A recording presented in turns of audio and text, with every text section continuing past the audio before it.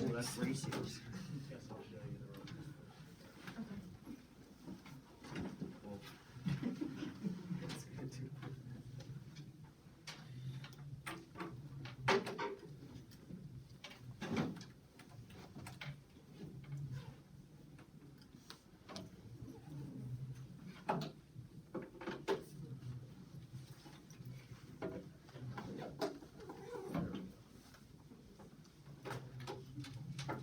Okay. So, today we'll be learning about Cuba. Did anyone else need Cuba on their map? Everyone got that? The big island next to Jamaica. Yeah. Right next to the United States also. So, what was the answer to the roll call question? How far away? 124.4. 124.4. Dawson was very close. I'm sure Google Maps. So, did anyone realize that there was a nuclear power plant that close to us? Yes. I mean, that's Yeah. pretty far. Yeah, dude. 124, that's like, yeah, about 2 hours, 3 hours. A little less than 2 hours. So if something were to happen there, then we would probably feel the effects all the way here in McPherson. We would probably get sick from it or have long-lasting effects, all that kind of stuff. Yeah, it's like,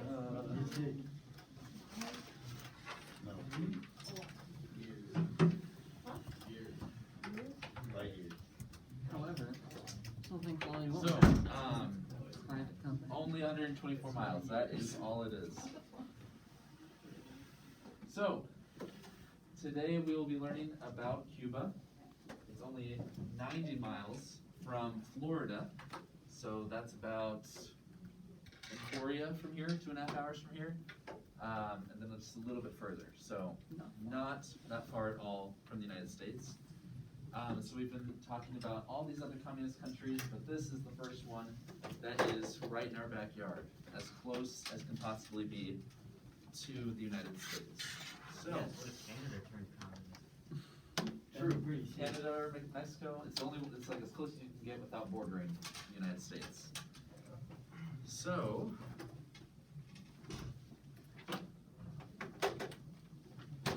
okay, so, get out some notes to take today. We have 4 slides, I think, and we'll do the activity that I passed out.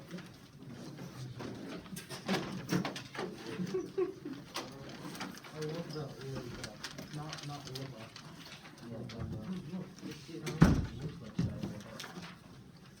And we'll do some of this activity together also, so it looks kind of big, but it's kind of deceiving. It's not that long.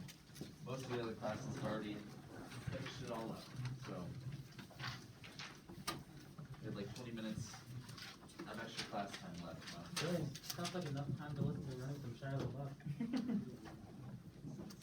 Looks like very cold. It looks like Shia LaBeouf. Looks like Fidel Castro. No. Everybody looks like Shia LaBeouf now. Heard the man So, likes dairy. Shia LaBeouf doesn't even look like Shia Cuban LaBeouf. Revolution. Stop talking about Shia LaBeouf.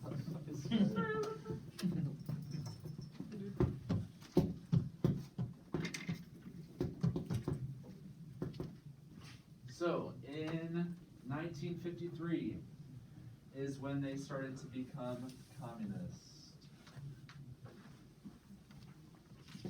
So if we think about all the other countries we talked about so far, by now, Soviet Union is communist, China is communist, Korea is going to finish up in this year, the Korean War, and they are communist, North Korea is.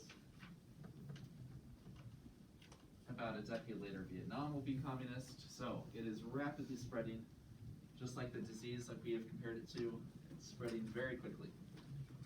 So Fidel Castro, Spread quickly. he starts an overthrow of the Cuban government, and it's a long process. It takes 5 years for him to overthrow the government. And he starts it on July 26th, 1953. So he calls his political party the July 26th Movement. Very original. And the way he decided to overthrow the government was different than what we've seen in other examples. It was violent, a lot of people died, but he decided to do it mostly from the inside out. So he got his own political party members elected, and then slowly tore apart at capitalism until eventually he was the only one left to assume power. So that's why it took 5 years. It's 5 years. a bit more of a process. And so he successfully overthrows it in 1958, and so Fidel Castro is now the Communist Party leader and the leader of Cuba. Okay. So, just like the other communist powers we talked about, Cuba is supported by the Soviet Union. They've got Nikita Khrushchev over there, which we learned about last week, I believe it was. Fidel Castro right next to him. So they're supporting them by giving them food or resources or weapons. So we see a lot of times there are issues that come up from the Soviet Union supporting them, especially since they're right next to us. It means that they are probably giving them the supplies to take us out. So this starts to freak out a lot of people, Americans, and also the president at the time, President John F. Kennedy. He's scared that communism is so close to the United States. He thinks that the Soviets are planning some sort of invasion or attack of the United States. Remember, since the Soviet Union, or actually it's probably easier to look at it on a globe, Soviet Union's on this side, Cuba's on this side, so maybe the two of them can work together to attack the United States from both sides.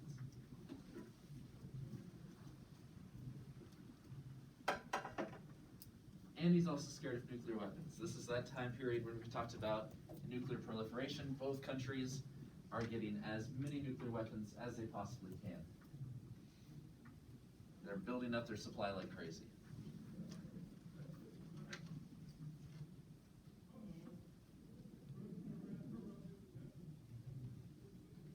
So he starts to prepare ways that he's going to respond to this. Remember, this is 1953, so this is before Vietnam. So that means there hadn't been this big messy war that they had fought like they did in Vietnam. It was okay to invade another country. Now it's kind of a little iffy to invade a country because of the after effects of Vietnam. People are paranoid that it's going to turn out the same way, but this time they didn't have the paranoia. So they felt like they could invade Cuba. So they start what's called the Bay of Pigs invasion. It's this bay in Cuba. It was all done in secret. They did not want anyone to know that they were about to invade another country.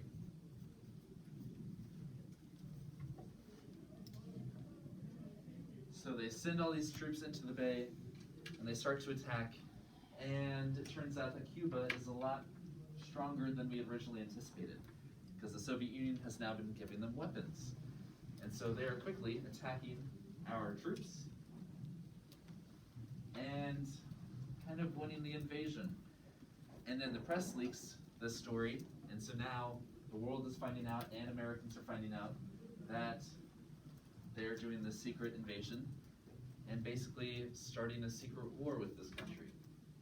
So it backfires, and the political pressure against John F. Kennedy, and he is forced to stop sending air support. So air support would be like giving materials to the people on the island, giving more troops to the people on the island. So all the troops that are there, that are left in Cuba,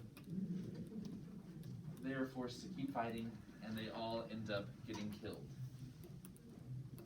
So they were slaughtered like pigs. So Bay of Pigs. They were slaughtered on the shores of this beach because the Cubans were so much stronger than them. So this was really, really terrible. A big failure, and it just made everyone even more mad between Cuba and the United States. So now they're definitely not friends. And it made Cuba cling even closer to the Soviet Union and try to come up with ways to stop that from ever happening again, and allowing Kennedy to overthrow Cuba. So, this is a picture of the Bay of Pigs invasion.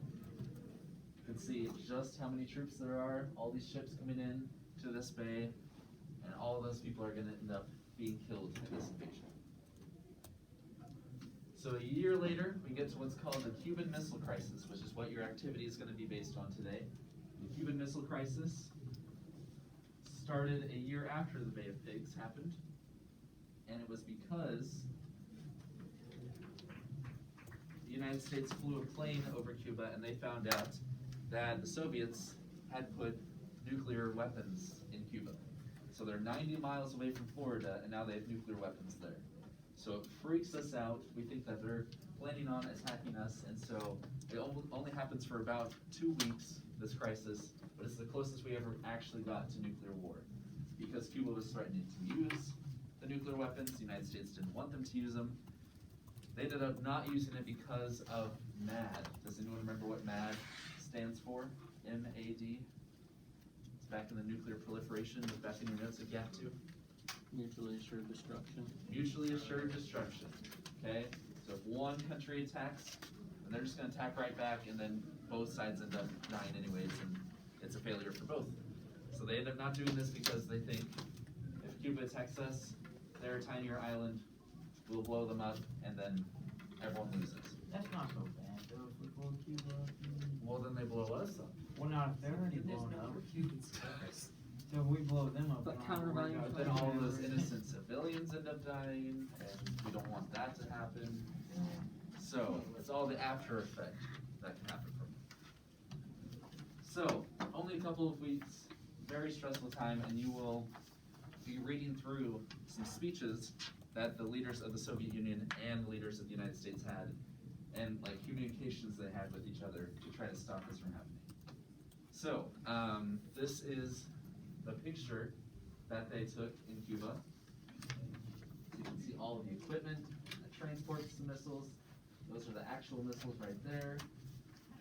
Places where they would send them off from. So even though the picture is kind of hard to see, the people who are in the State Department, the ones in charge of foreign affairs in the United States, they could tell exactly what this was. Because they recognized it because they have their own version of it in the United States. Let's take it on the original iPhone. So this is Cuba, and you can see just how far those nuclear weapons could have gone. They could have gone anywhere in the United States and hit any of our major cities, or Mexico City over there. You can see how many miles away it is on the arrows. But Miami is only 234 miles away from Cuba. Definitely could have been hit by a nuclear weapon. So, we will read more about the Cuban Missile Crisis. But we're right before that, going to talk about what is happening today with Cuba. So after the Cuban Missile Crisis subsides and we are finally better off, the United States closed down all of their borders to Cuba. And they stopped trading with them, they stopped communicating with them, no one was allowed in the country. It was just like a wall between the two countries.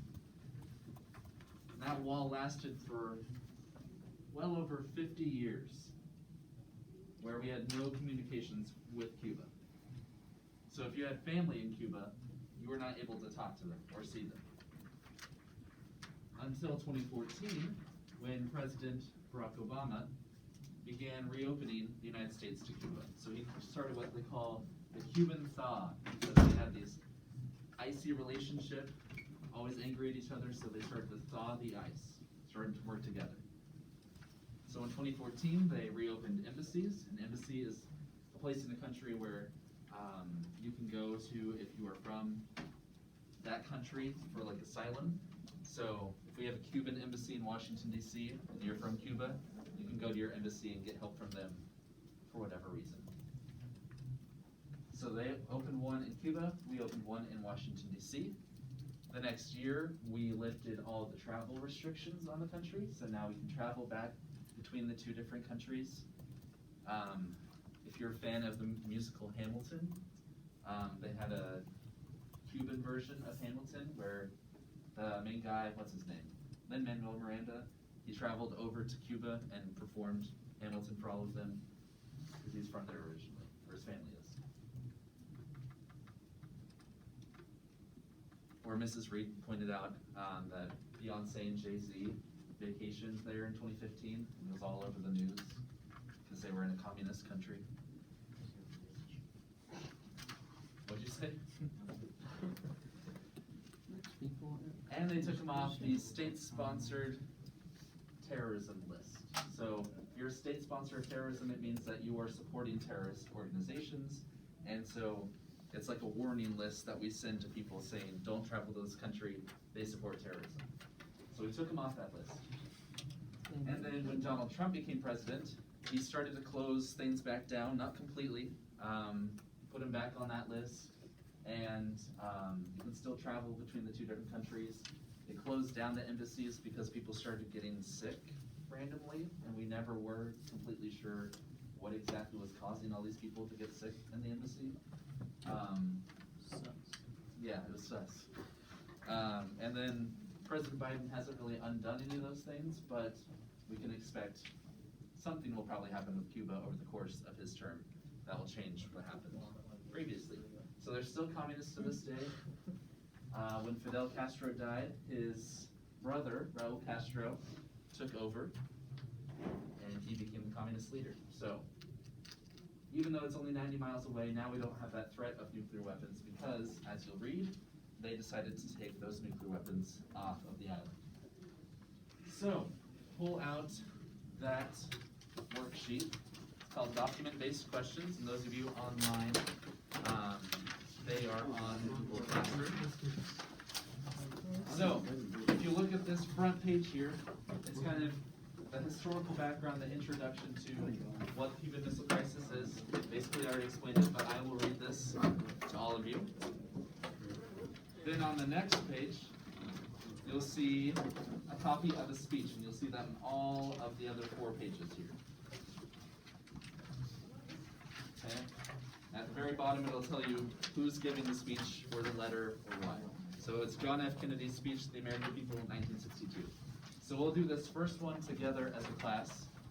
I'll read it, and then we'll answer the questions together, and then the others you will do on your own. So go back to the very first page, though, to the introduction, and I will read that to you.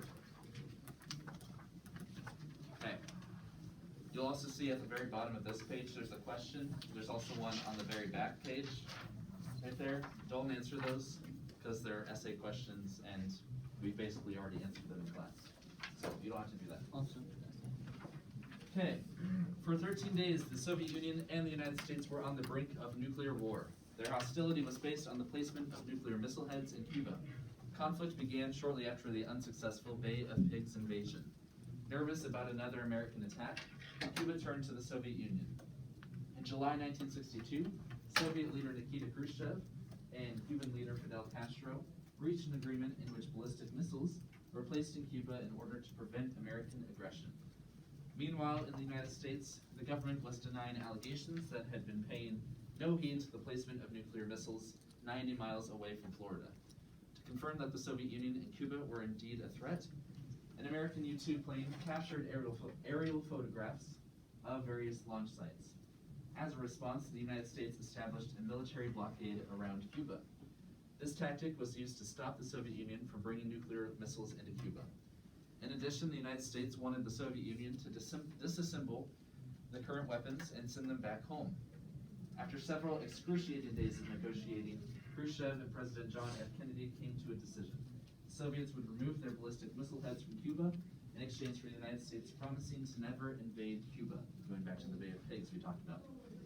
In addition, the United States would remove weapons they had placed in Italy and Turkey. The threat of nuclear war was subdued. So we were actually doing the same thing that the Soviets were doing in Cuba, but in Turkey and Italy. So if we look at our map over here, Turkey is right here, which borders the Soviet Union, and is all around this area of the Soviet Union. We've got Italy here, and then all of these are the Warsaw Pact, those eastern countries that were pro-communist. So these nuclear weapons were definitely put there strategically to make them nervous about using nuclear weapons. So we agreed to disassemble those if they disassembled them in Cuba. So, any questions so far about that? Okay. So go to the second page, since a document B there, we will do this one together. My best advice to you when doing this read the questions first so that way you know what you are looking for. And on each question, you only have to write about a sentence or two. As long as you are answering the question, that's all you gotta do. And that goes for all of the documents.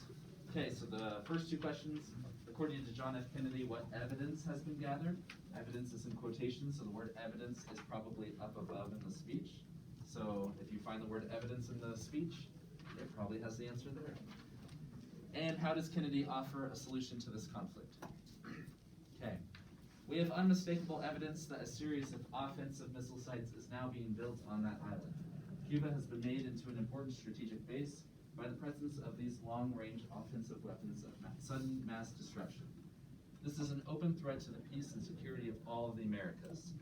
Our objective must be to prevent the use of these missiles against this or any other country. We must secure this with their withdrawal from the Western Hemisphere. I call upon Chairman Khrushchev to halt and eliminate this secret and reckless threat to world peace. So, what evidence, according to John F. Kennedy, have they gathered? Offensive missile sites being built. Okay, Cuba has nuclear weapons. That's what they found, okay? So don't just rewrite exactly what is written above, because that's not necessarily the answer. Okay, so the evidence they've gathered is that they have nuclear weapons on the island of Cuba. That works. It's not word for word what was written in the speech that we just read. And how does Kennedy offer a solution to this conflict?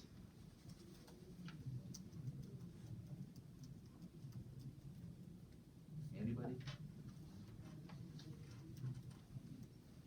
What's the solution? Yes. Peace negotiations? Yes. So at the very end there, he calls upon Nikita Khrushchev, to stop building nuclear weapons and to disassemble all those nuclear weapons that already exist in Cuba. And there you go. Okay, everyone understand the documents here? Again, you'll understand who's giving the speech or the letter if you read right below, little square here, and you should be good to go. So you have the rest of the class time to do this. If you have any questions, I'll be walking around here to help you.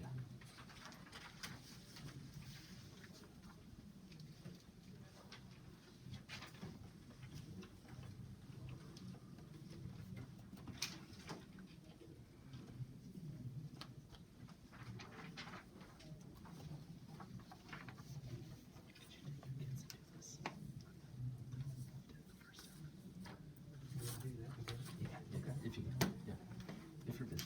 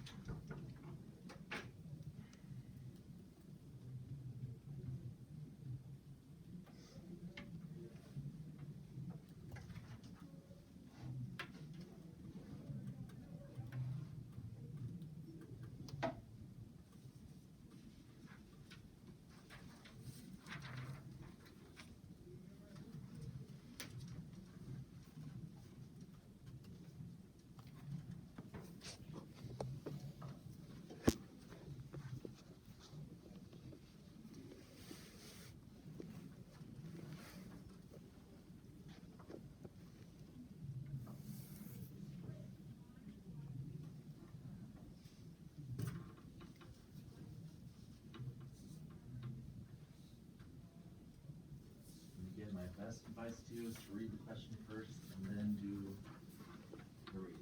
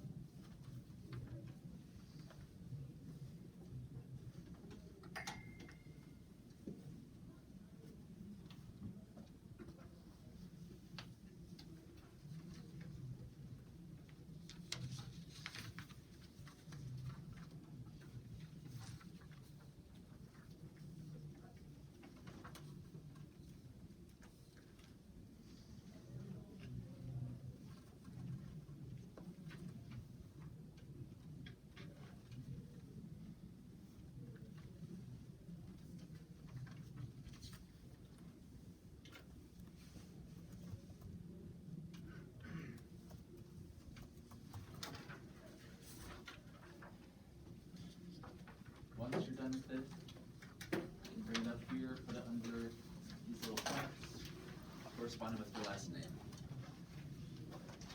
And then for the rest of the class, you can do the propaganda assignment if you haven't already finished it, catch up on any of that late work,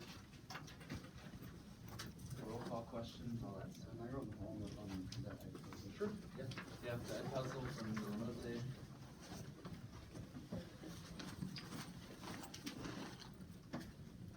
Because on Monday, we are reporting all of those grades in the third 9 weeks.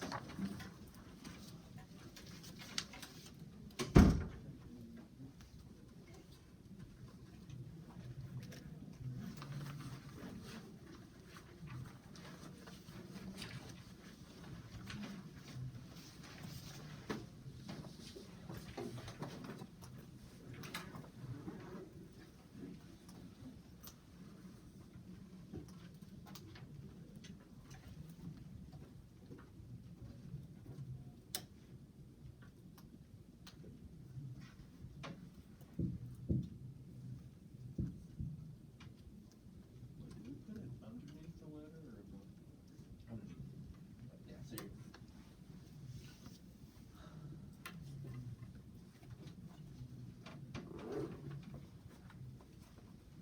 If you are in fifth, our mixed ensemble, You have been requested to go to Mr. Griggs' room.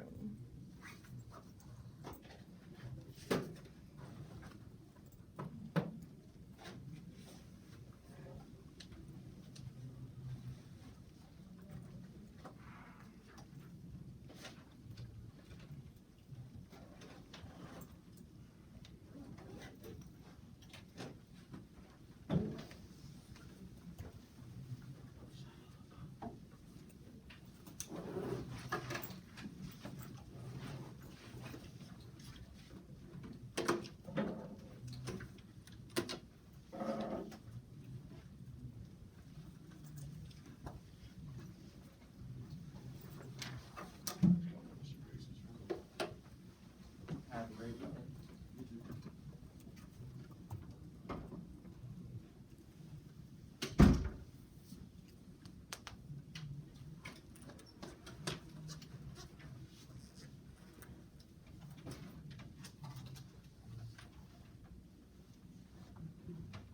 Have any questions so far about any of that stuff? Okay. Make sure you use this extra time wisely. Work on other classes. Work on my class.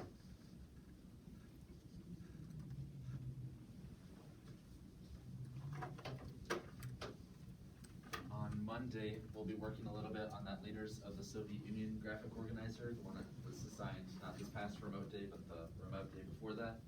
So try to have those first 4 columns filled out on that assignment before Monday.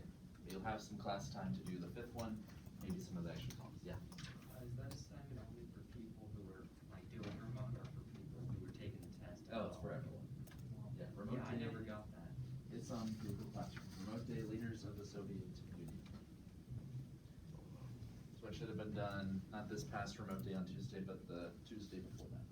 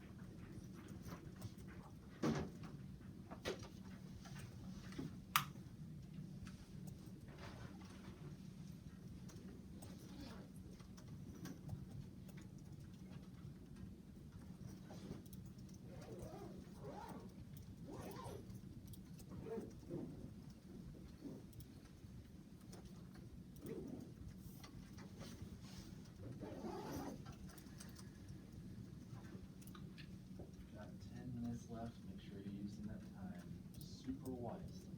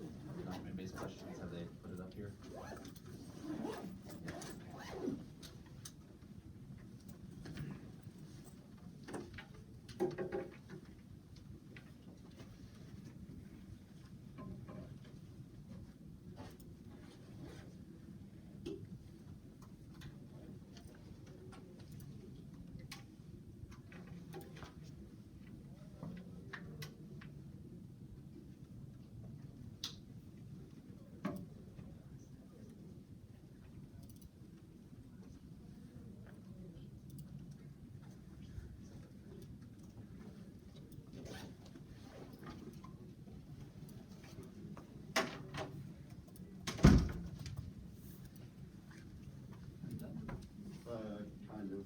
I don't know much time to like all of it. I'm like 4 minutes away.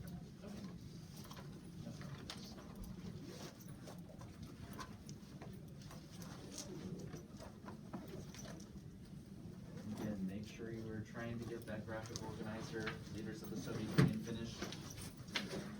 You still have 2 minutes if you want us to stand up yet. We're still working. You keep working. Coming to You got catch enough me time. on It's enough Friday couple morning of at 9 sentences. a.m. Right. Oh, by the way, probably gonna listen to that. I told him not to tweet, I told him not to tweet him. I'll tweet say you're giving me right now, because he was like, you guys go back. Straight out your desk. What's up? No, it's just 3. No, that's Friday, that's Friday. Oh, Saturday you're talking? I got one. Dr. Devin, they want you to Inner squads.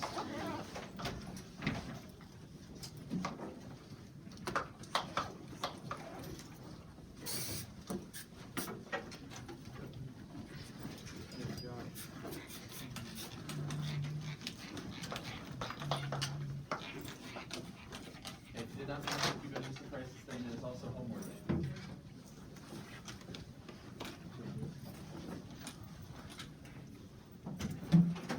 Remember, Monday is when you're reporting your grades for the third 9 weeks, so if you don't like your grade, weekend is the time to go. Got a day off.